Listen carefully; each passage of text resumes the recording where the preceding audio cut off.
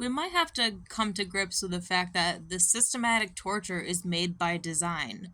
Because this world was so fallen that if you couldn't see just how fallen it was, then you couldn't be able to empathize with the demiurge. Right? You, like, remember the first time you heard about the Georgia Guidestones?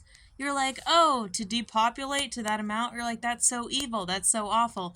And then comes the COVID and the behavioral phenomenons of people acting a fool. And then several years later, you're like, doesn't sound like the worst thing ever. And the saga continues, right? The theater of the absurd continues. And you feel attacked, you feel marginalized, and you know that you come out of every attack, you come out of every trial on top. God's will. God made us in his image. The singularity, I believe, is when this arm wrestle between the two just cannot go any further. It's reached its climax. Like, it can't go any further. Like, the saints are going to win their harvest, and then the devils are going to win their harvest. You can't, like, you both come to a mutual moment where you can't move from here. It's like that scene in The Joker with Dr. Harley Quinn, and he's got her on the table, and she's like, are you gonna kill me? And he's like, no, I'm not gonna kill you. I'm just gonna hurt you really, really bad. Now, why does he say he wants to hurt her really, really bad? Because he wants her to see reality from his perspective.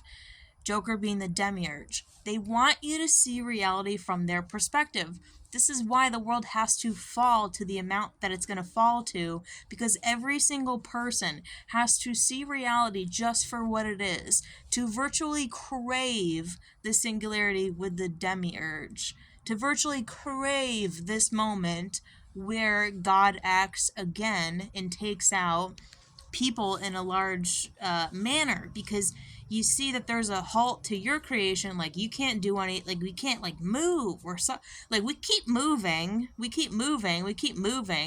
and at some point we're just going to blast off into a new reality, but we just keep moving, we keep succeeding.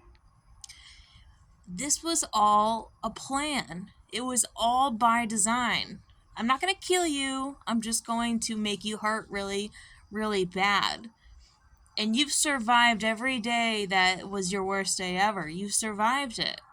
And, at some point, you're not going to have to survive any of this stuff. And I would hope that you would just, like, keep going. Because you don't want to find your fate in death. There is something salvageable about this world. Otherwise, it wouldn't be here. The world wouldn't be here if there wasn't something salvageable about it.